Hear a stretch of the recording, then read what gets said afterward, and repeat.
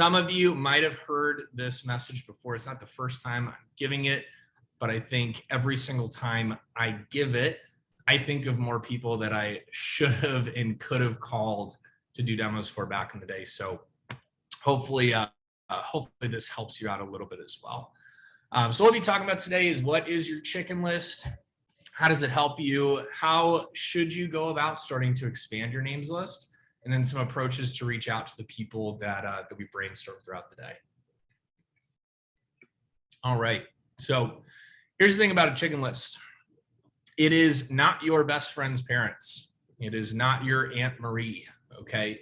These are the people that maybe when you were sitting in your first day of training, you wrote down and decided, I'm not gonna work super hard at getting this person's phone number because I think it might be a little weird, okay? And I'll give you some examples. I remember doing a demo for this kid, Patrick's mom. Her name is Patty. And Patrick and I were good friends in like 7th and 8th grade. We went to the same high school also. I knew him 7th through 12th grade, but freshman year, we really just kind of split apart, okay? Didn't have a lot in common anymore. There wasn't like a big falling out or anything like that, but it was definitely one of those appointments where I'm like, Patrick and I are really friends. You know, I started selling Cutco halfway through my junior year of college. I was like, it's been 7 years since we've been close. I don't know if his mom would book with me or if she did book, if it would be kind of off-putting. And his mom's now bought for me on 2 separate occasions. Once was relatively larger like list. And then another one was about a year ago. I was in an office push contest and she saw a post on Facebook and kind of contributed to the cause. So that's just one example. I'll give you another one. You know, I was really close with this guy, Victor, also in middle school, like 8th grade and freshman year. And how it ended with me and Victor, it wasn't actually as great of terms as it was when Patrick and I stopped hanging out. Victor and I kind of had a little bit of a falling out. You know, sophomore year of high school or whatever. Again, this is 6 years later. And his mom, Julia, was someone that I was definitely nervous to call. That was one where I was like, if I do this demo, I really hope he doesn't know about it, and definitely that he's not at the house, because I just don't know what we would say to each other or how this would go about. And Julia was super nice. You know, when I finally did get a hold of her, just glad to hear from you. It was kind of fun getting to catch up, you know, and learn a little bit about her son, like what he'd been up to in the past handful of years of college. And, you know, she bought from me then. She's bought Cutco a handful of times since. And why I share that with you, ladies and gentlemen, is I just want you to approach your chicken list and prospecting and brainstorming with the mindset of abundance, that there are a lot of people out there that you can get a hold of. And I also want you to approach it with a little bit of fearlessness. Okay, just assume that things are going to go well, because in most cases they will. Okay, that was my experience as a rep. That was my experience as an assistant. And in coaching others as a district manager, that's been my experience running an office as well. Okay, so if you have this is definitely going to be an action-oriented message. So hopefully you've got a scratch sheet of paper or a notebook, something like that, where you can jot down some thought joggers and so forth. And a little bit later, actually start jotting down some names. But really, anybody can be on your chicken list, okay? Whether it's old friends of yours, parents, certainly your parents' friends. I've had the prospecting conversation with my mom more times than I care to count, because when I was in training, she gave me 2 leads. My first week back as an assistant manager, she gave me 15. I also re-upped a little bit right before the SC2 push that year, and then again, the January program after that. And what was funny is every time I talked to my mom about, hey mom, I'm about to start a push, or I'm about to start a new campaign or whatever, I need leads, she was like, I've already given you everybody. She was so dead certain that there was nobody new in her phone. And here's the reality, you and your folks and everybody else that I'm aware of on this planet are constantly meeting new people. And I also know that when I became an assistant, my mom saw me take this job a little bit more seriously. And I saw her open up about who she was fine kind of introducing me to. And then when I had my push midsummer, she saw that I was dead serious about really doing well there also. And even though she had given me everybody at the start of the summer, She dug a little deeper. We went through her contacts again, and she sent out some heads up texts for me too. And magically, new people always appeared. So I think revisiting that well, talking to your folks, for most of you is going to be really fruitful, if not all of you. And one thing that's helped me over time is whenever I was asking my parents for names and numbers or help with something with this job, knowing my whys definitely helped me to be more persuasive, not just with my parents, but I also got to resell myself on why getting a lot of names and numbers was important. And what I'll share with you, the first time I asked my mom for new names, right as I was starting my role as an assistant, she gave me a list of 15 people. And one of the people on those 15 booked with me my first week back. Her name was Gina. And she was my first set sale back in the summer. She bought a homemaker with, I don't know, free entertainer pack or something like that. It was a little over a 900 CPO order. Put me over $1,000 for the week, a ton of confidence. I vividly remember the drive back to the office from that demo. I was driving 90, 100 miles an hour in my old rickety car, just screaming at the top of my lungs, blaring music because I was so freaking hyped to be back. And that was someone that my mom wouldn't have given me had I not gone back and asked again. So talk to your folks, okay? I also remember my first week back, I talked with my Aunt Martha.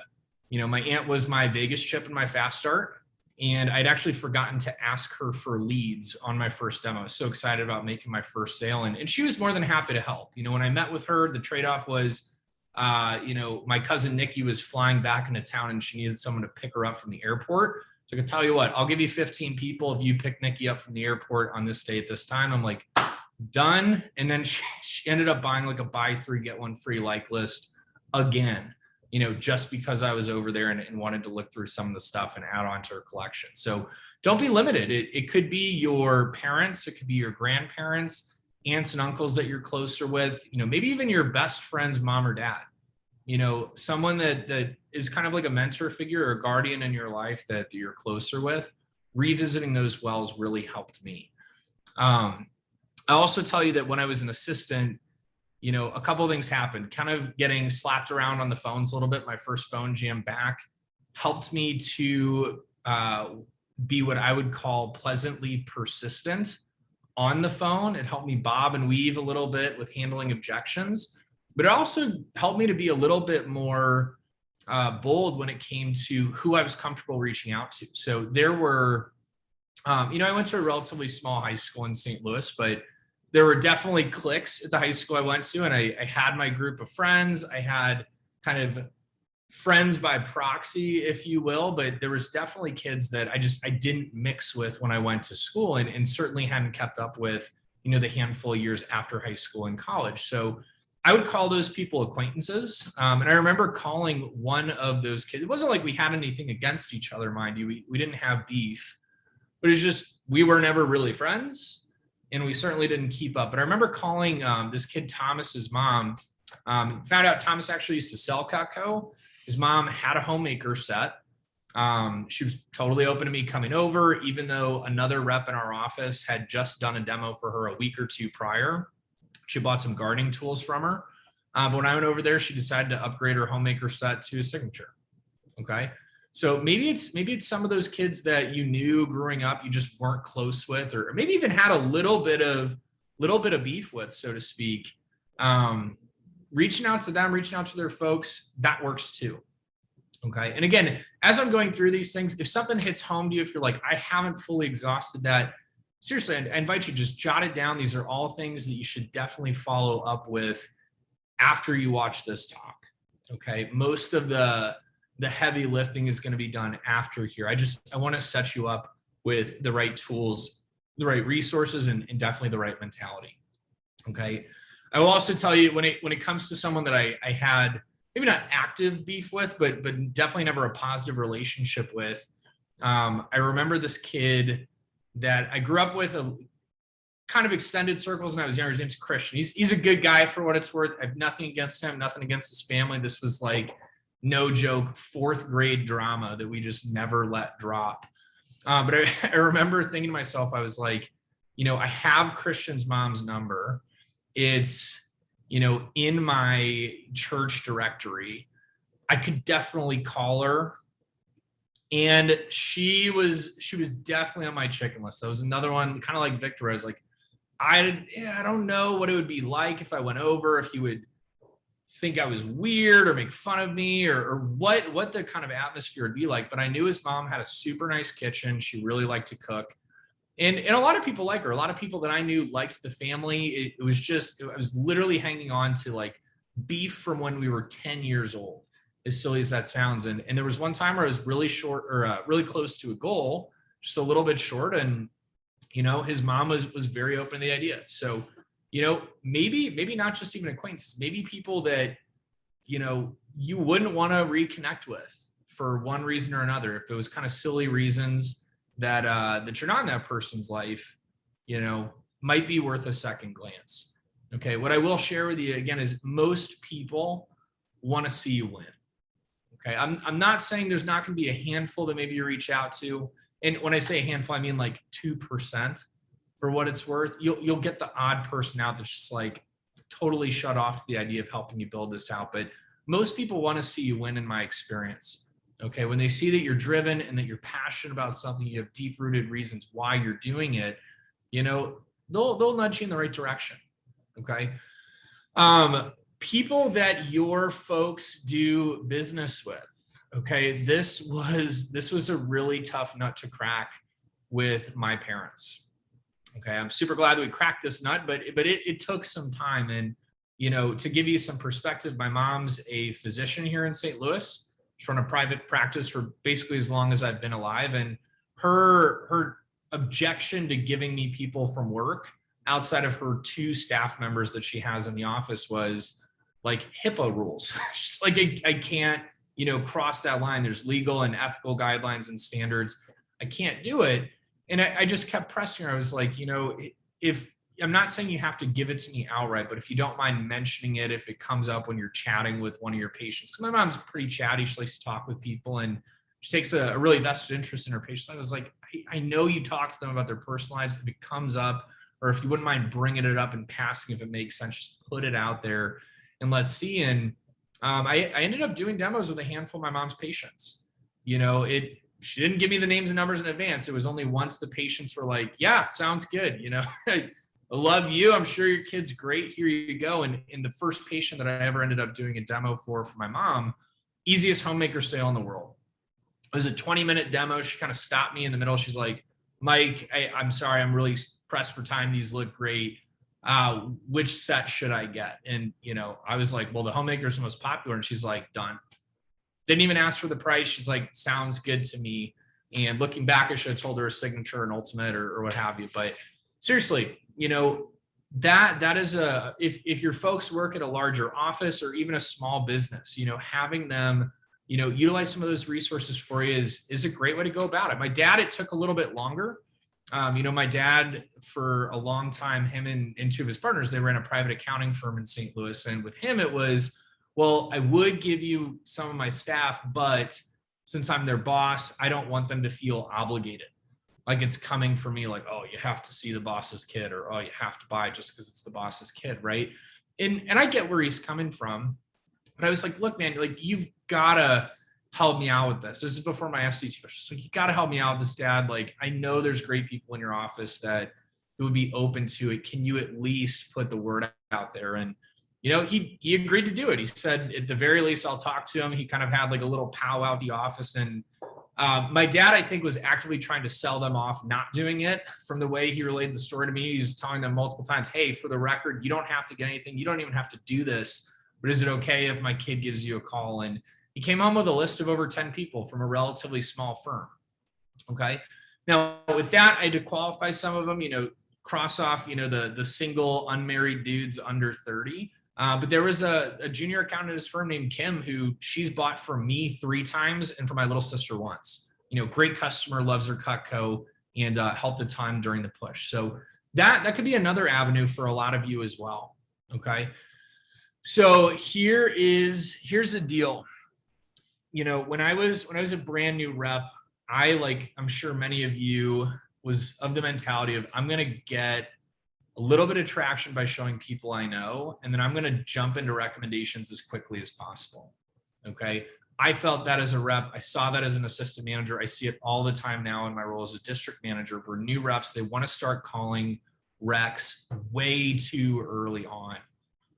Way too early on. And you may have heard this analogy in advanced training, but it's a bad move. You know, Cutco should be like driving a manual car. Okay. First gear is people that you know really well, people that are really close to the belt. That's because you have plenty of room to mess up, you know, and not worry about it as much. But mostly, ladies and gentlemen, it's because you have rapport with them. Okay. And learning how to build effective rapport is a skill set. It's a learned skill set like anything else. So when you're showing people that you know really well, in their eyes, from a rapport perspective, you're starting with an A. Okay. You're starting with an A. Second gear should be like your friends' parents, people that are maybe not immediate family, but they're in your extended circles. Okay.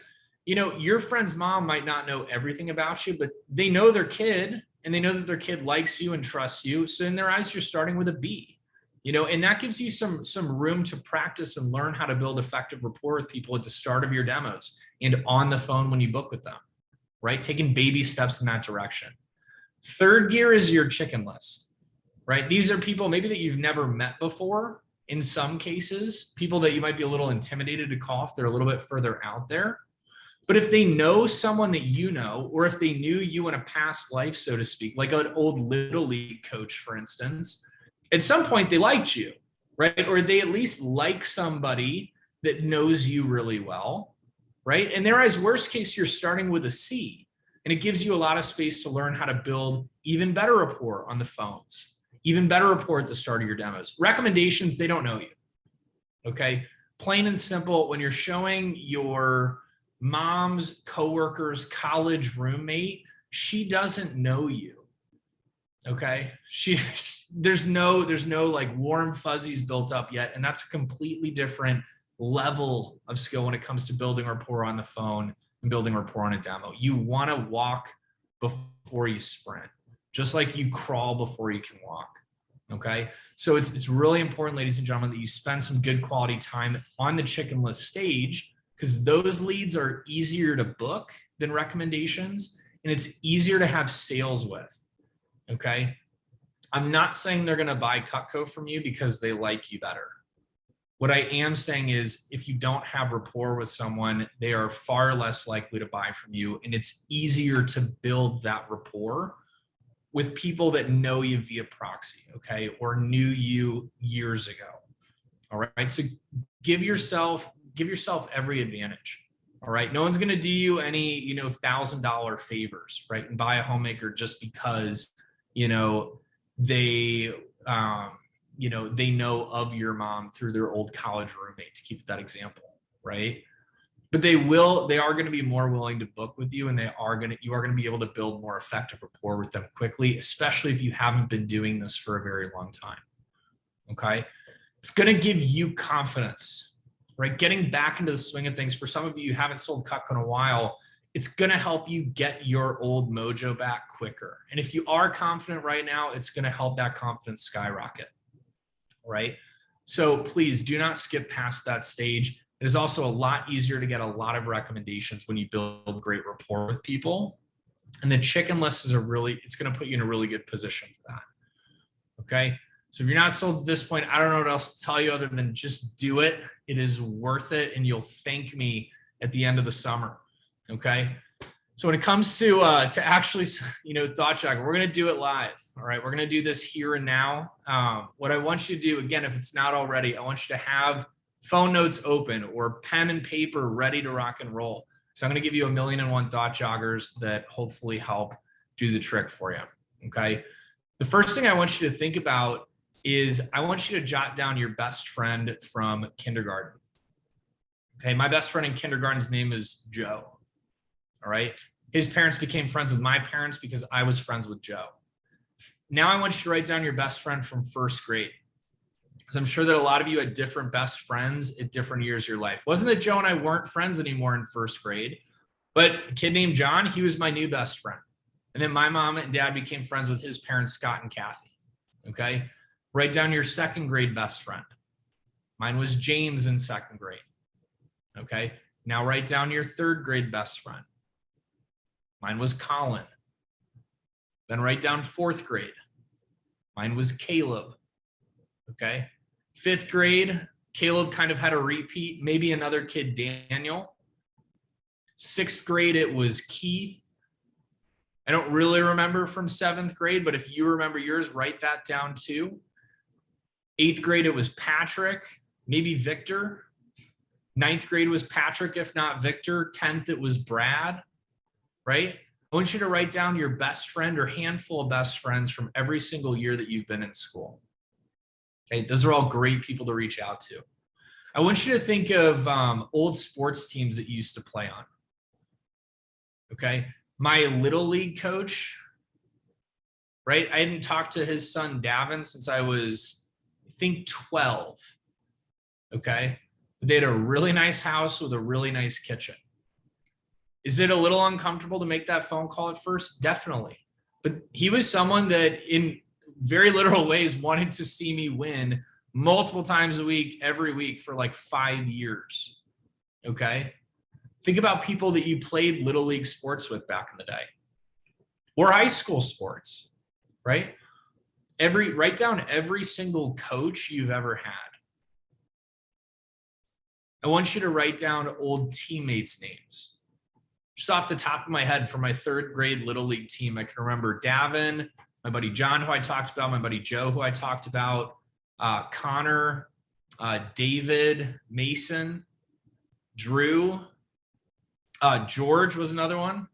Hit a wicked curveball, even back then when we were in like 3rd grade, right? It's funny when you start thinking of it, they should keep flowing, okay? Those of you that maybe didn't play as many sports, but maybe you did theater, you were in some kind of performing arts. Think about your orchestra conductor or your band director, right? People that you played instruments with or performed with on stage in years past.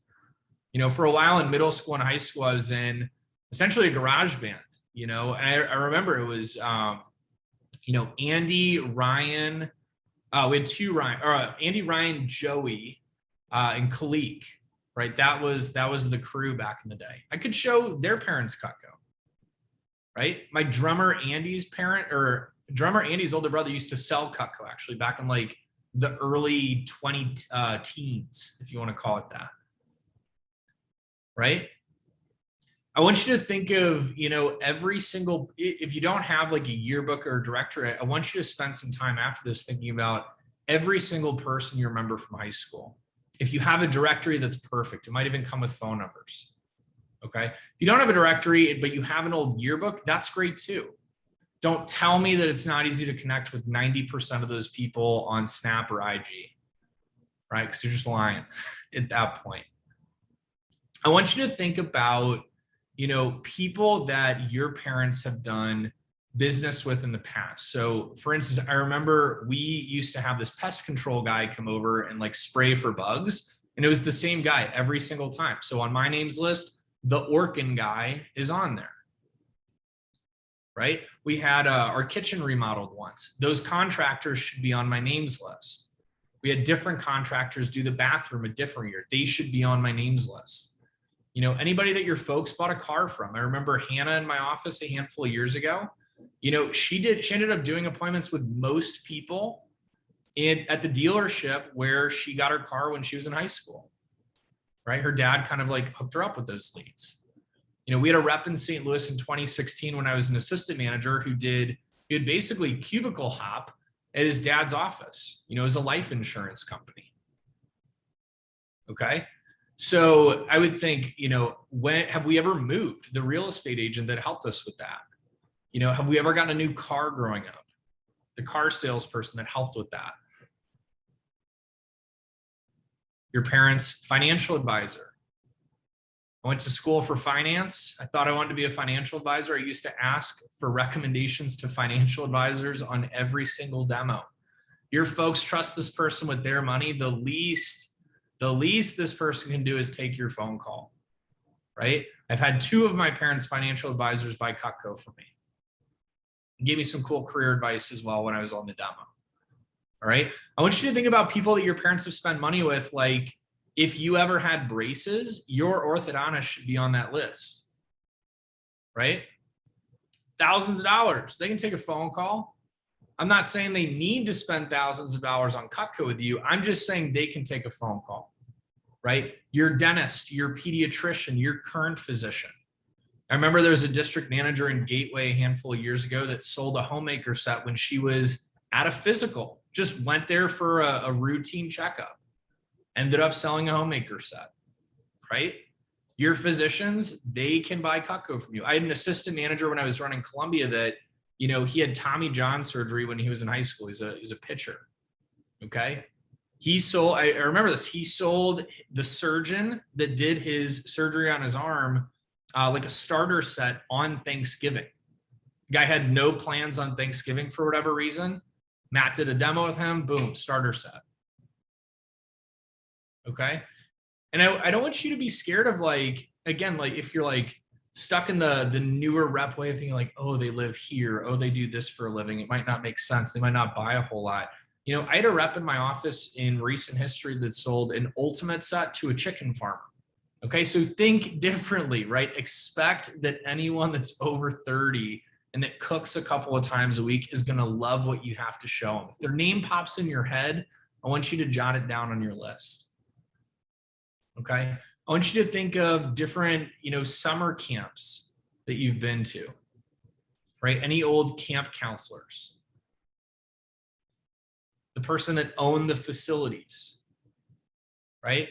Hey, I can't believe we haven't talked about this yet. It seems like a no-brainer talking about your best friends from growing up. Think about your teachers growing up. I still remember my kindergarten teacher's name. It was Mrs. Barton, right? She's on my names list. My sister's kindergarten teacher was Mrs. Jones, funny enough, right? She should be on my names list.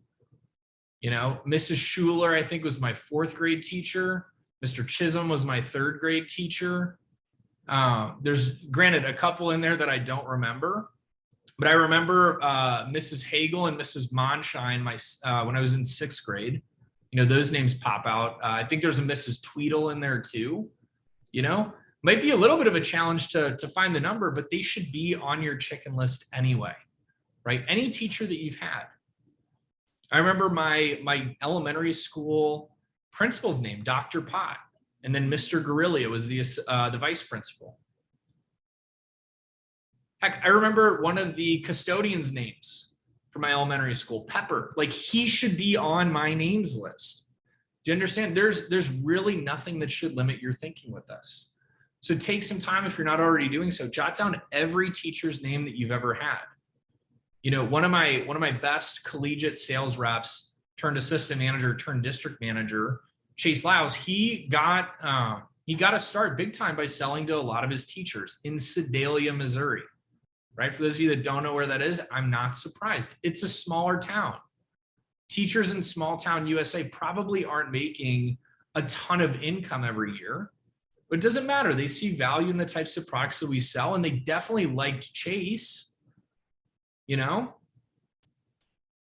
Easy sales, lots of recommendations. Okay, I want you to think about, your folks and what they do in their free time. Okay, Nate in our training, he shares a story every week about, a rep that showed his dad's poker buddies Cutco, them and their wives, right? My dad plays tennis, basically with the same people twice a week, every week. They've got a rotating group. I showed some of my dad's tennis buddies. Remember one guy bought 5 pairs of shears to keep in this kind of antique warehouse where he would restore antique fire trucks of all things, right? But he wanted a bunch of super shears. Great demo, great leads from it. If your folks work out a lot, I showed my mom's personal trainer who sold Cutco back in the 1980s. If they're in a running club or they do marathons, triathlons, things like that. Heck, even if they just have buddies on Peloton, right? Those could be leads for you too. Think about all the different activities that your folks do in their spare time. Okay. And jot down those people on your list. You might not know those people's names for what it's worth, but these are really easy people that you can bring up when you're talking to your folks about building out your names list. For those of you that have siblings, your siblings, friends, parents are money. They are money, honey. Nate Johnson here in St. Louis, he had a 6-day push period to earn a trip to Cabo back in early 2017. 6 days, hadn't sold Cutco, I believe, in 2.5 years. Okay, and when he went back home to Iowa, he just talked to his 2 younger sisters, like, hey, I need help with this. My recommendations are like 3 years old. I'll take you to dinner, if you can get me 20 phone numbers. His sisters were both, on the Palms team at their high school.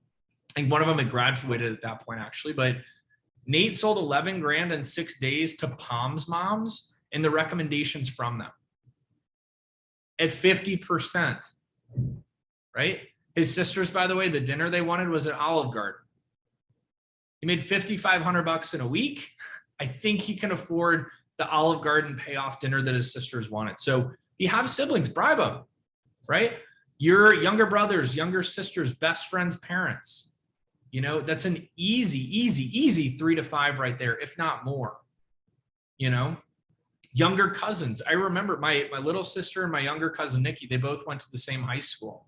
When I finally got a directory for this school and I started getting actual recommendations in there, but I would stress all the time that I was Athena King's older brother and I was Nikki Sewell's older cousin. I started calling people from my high school that were in my little cousin Drew's grade. He was 3 years younger than me. And I was just like, yeah, I'm Drew Sewell's older cousin. All the moms at Priory have been super nice, helping me out with something that I'm doing over the summer. I was really hoping you'd be just as nice as them. Boom, rolling into the phone approach, right? If you're by the way, you might not have to bribe your siblings with an Olive Garden dinner. Okay, they might just do it out of the kindness of your hearts. But if they do, like make it exciting for them, incentivize them in some way, right? You could pay them a finder's fee. Hey, 11-year-old little brother, I'll give you $5 every time one of your friend's parents buys a knife from me or gives me 5 recommendations, right? Whatever, it doesn't matter. Okay, but those are resources that you can and should use. Okay, we've covered a lot of ground at this point. There are tons of resources that you can still go through. I think one that helped me out a ton when I was talking to my mom was my mom didn't have phone numbers necessarily for everybody that she knew, but my mom was relatively active, on Facebook. I was like, hey mom, can we just roll through your Facebook friends, and send some messages to people?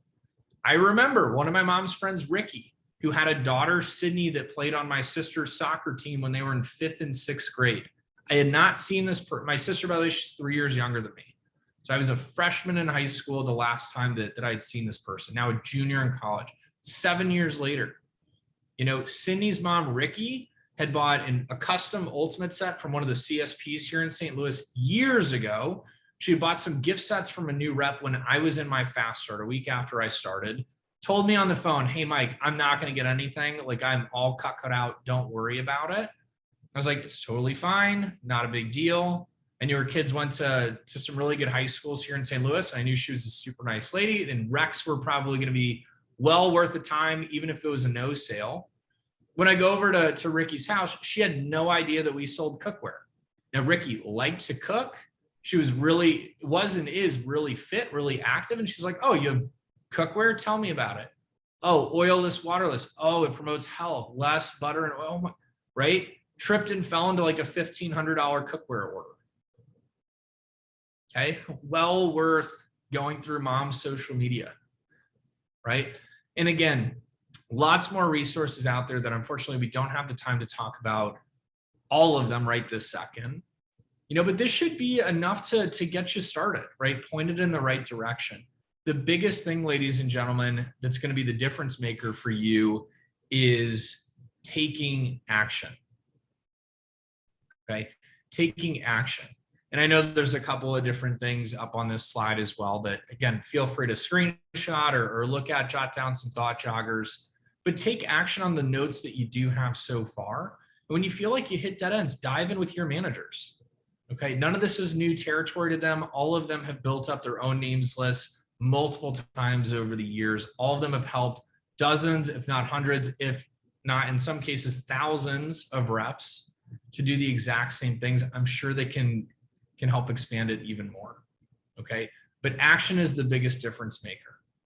Now, this isn't super relevant for you. Double check with your district and division managers about this. This was a phone approach that I used when I was calling people on my chicken list, right? You can screenshot this if you want the approach. Again, just double check with your managers if they like this verbiage or not. But it worked all right for me. You know, just a simple opener of, hey, so-and-so, this is Mike. How are you doing? Good, I guess. Hey, I don't know if my name rings a bell, or I don't know if you remember me. I don't know if the name's familiar, but here's how I know you, or here's how I know of you. If they were on my chicken list, proxy through someone else, right? Most people want to help you out. When they realize you're not a robot, when they realize you have some kind of connection to them, they want to help you out, okay?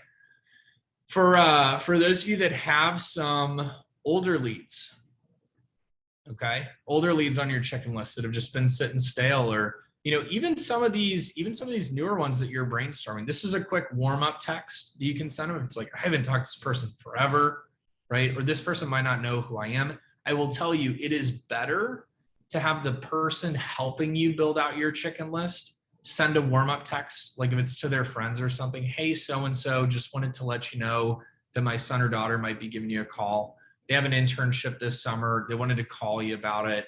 I hope you don't mind. Hope you're doing well. Like something short, sweet, to the point, nothing too intense. Again, double check this with your managers. Your managers might have some approaches that they really like to help you with this. If you're like, it might be weird calling someone I don't really know. Well, give them a little advance notice, or have someone give them a little bit of advance notice. I promise you, it's a really easy conversation when you start to talk to them. Okay. At the end of the day, ladies and gentlemen, you've got to remember this. All of these people that are on your chicken list, all these people that you're a little nervous to call, eventually they are going to buy Cutco from someone at some point. They might as well buy it from you. One of the best things I did when I was an assistant manager was I recommended my buddy John Pappas to work here. Now, John was one of those naysayers. He gave me a really hard time about this job when I was new. So my first revenge was selling Cutco to his mom in my fast start. Okay. Then John saw me sell 10K in my fast start, and he was like, okay, nice. I think that's cool. You made a couple grand. But still giving me like little jabs, like knife nerd, knife fruit ninja, whatever. Like, you know what I mean? Just a little chirps that best buddies do. The second best thing, my second revenge with John was that I told him he should work here. Here's the thing about John. He had a full-time internship at a company here in St. Louis. That summer, between our junior and senior year of college. Okay. 40 hours a week, very traditional 8 to 5 setup. John had a couple weeks after finals ended, before the internship started. I got him on the phone with Nate, who was the pilot sales manager in St. Louis at the time. And I was like, listen, man, just talk to my boss. I promise you this job's no joke. If after you talk to Nate, you're like, doesn't sound cool, whatever, I'll never bug you about it again. But John's super outgoing. He's super funny. He's a great guy. He's got great connections. Everyone loves the kid. My best friend. Right? I knew he would rip it up here. He ended up selling $10,000 in his fast start before his internship started, and then an extra $8,000 to $10,000 after that, exclusively on evenings and weekends, around a 40-hour-a-week internship that summer. Why I say it was one of the best things I ever did as an assistant manager was it gave me someone to compete with, friendly chirps, like negging each other out, but then also a lot of encouragement on both sides. But it also helped me with a ton of urgency with my leads. John and I went to the same schools at different points in our life. And then we also went to different schools at others. We went to the same church growing up. So naturally, our names list started to overlap on the fringes. And I will never forget when John would call somebody that was on my names list that I had just been putting off for whatever reason, and he would make a sale. One time it was a Saturday morning Siggy sale, and I was so mad that he sold his first signature set before I did. And it prompted me to get a lot more urgent about reaching out to people. And I know for a fact that both of us sold more Cutco because of it. So again, in leaving you here today, be bold with who you're thinking about. Go back to the wells that you've already visited. The wells run deep. Be expansive in your thinking, have an abundance mindset, and take massive action with building out your names list. It is well worth it.